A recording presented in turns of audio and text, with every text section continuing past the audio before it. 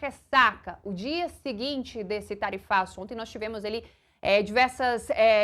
tivemos coletiva do ministro das Relações Exteriores, depois diversos ministros com o vice-presidente da República e o presidente do Banco Central também se reuniram ali para poder dar respostas à sociedade sobre a tarifa de 25% aos produtos brasileiros. Mas para além dessa tarifa, o governo federal ele já está contando, ele já acredita que os Estados Unidos também devem impor aquela tarifa adicional de 12,5% sobre os produtos que estão sobre produtos brasileiros. Isso dentro de outra investigação, que é sobre o trabalho forçado. A taxa ela deve ser anunciada já na próxima sexta-feira. Nós temos todos os detalhes no nosso site metrópolis.com, mas é importante trazer aqui que lá o Palácio do Itamaraty já diz que isso deve sim ser imposto, já deve ser acrescentado com essa tarifa de 25%.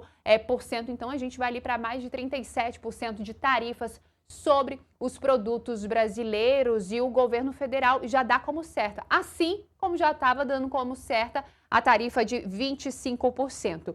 De acordo, então, com o governo federal, essas tarifas, o tarifaço deve atingir 18% das exportações aos Estados Unidos, o que equivale aí, de acordo com o ministro do Desenvolvimento, Indústria, Comércio e Serviços, Márcio Elias Rosa, em relação ao período de 2024, os números correspondem aí a 7,4 bilhões de dólares. Para poder reduzir os impactos desse tarifaço, o vice-presidente da República, Geraldo Alckmin, ele acabou detalhando ali que o Brasil ele deve lançar programa de apoio para os setores econômicos.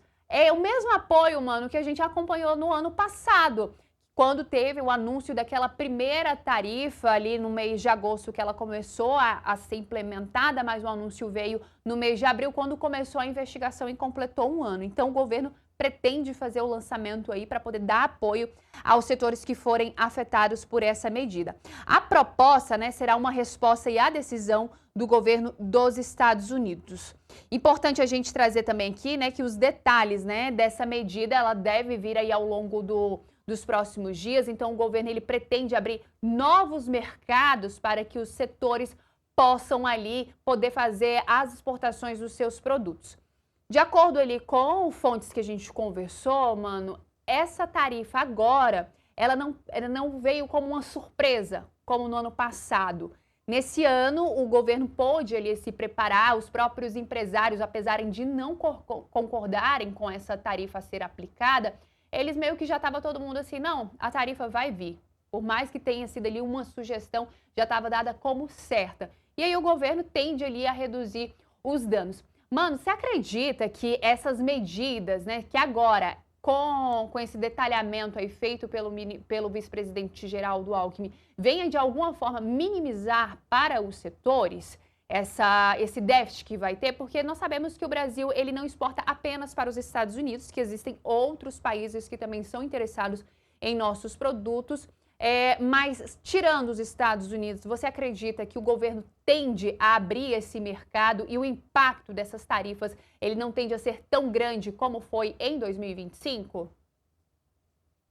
Marília, primeiro sim, até porque a aplicação agora dessas tarifas, além de não ter mais o efeito surpresa, como você bem detalhou, ou seja, os agentes econômicos brasileiros já estavam, de alguma forma, precificando a imposição dessa nova rodada de tarifas, então isso permite, por meio do planejamento do setor privado, um amortecimento, digamos assim, do efeito causado por essas tarifas. Isso é uma dimensão. A segunda dimensão é que, desde que Donald Trump começou com seus arrobos instáveis, que acabam prejudicando o planejamento de todos os agentes econômicos, há um esforço de todo mundo que faz parte do comércio internacional de tentar construir novos mercados. Então, alguns setores têm conseguido construir novos canais para escoar a sua produção. Uma terceira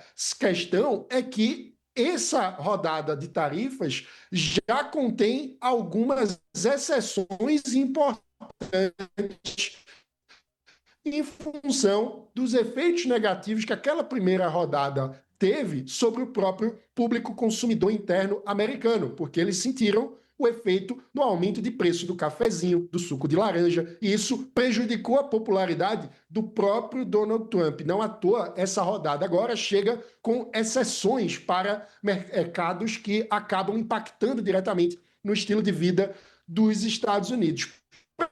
Além disso tudo, ainda temos esse plano anunciado que deve minimizar o impacto no curto prazo para essas empresas, esse modus operandi. Por quê? Porque nós já estamos numa situação, do ponto de vista do orçamento público, de contas absolutamente desequilibradas. E aí a gente vai, a cada imprevisto, criando novos programas, novas políticas públicas provisórias, que muitas vezes depois acabam sendo estendidas e prolongadas. Veja também o que aconteceu no caso do subsídio para gasolina em função da guerra no Irã, e essa conta simplesmente não fecha. E no longo prazo, isso acaba prejudicando toda a economia, porque um desequilíbrio das contas do governo leva a um aumento da inflação, que, por sua vez, pressiona a taxa de juros, e isso